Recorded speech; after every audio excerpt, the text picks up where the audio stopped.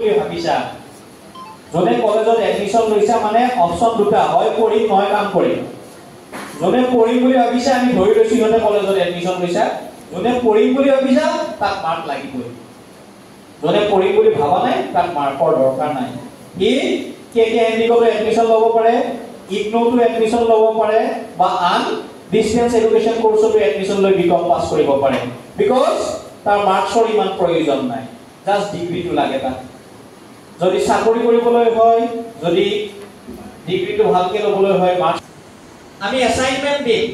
অ্যাসাইনমেন্টত 10 ল'ৰাটো অ্যাসাইনমেন্ট জমা দিছে নে নাই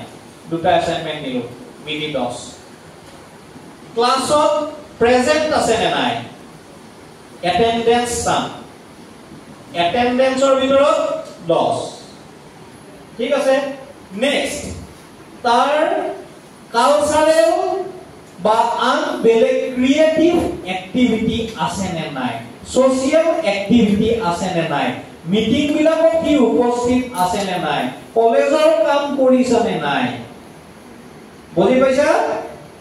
সদায় কলেজত ইউনিফৰ্ম ভালকে কৰি আহিছে নে নাই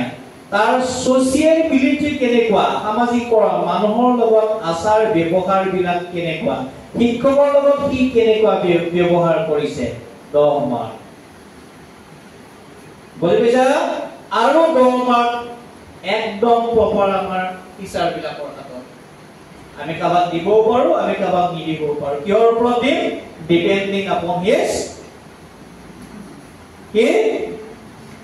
conduct his ability etc etc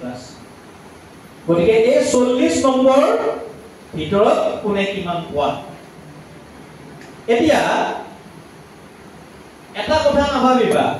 ইয়াৰে তিনিখন মেজৰ পেপাৰ বাকি দুখন আৰু বাকি দুখনৰ থাকিল 60 আৰু 40 গল নহয়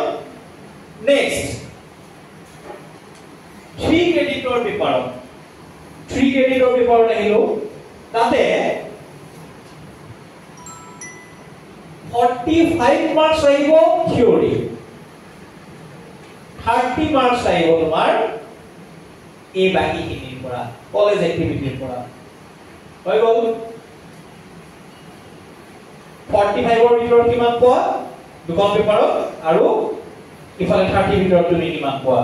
আৰু 2 ক্ৰেডিটৰ পেপাৰ দুখনত 30 মাৰ্কসৰ আহিব তোমাৰ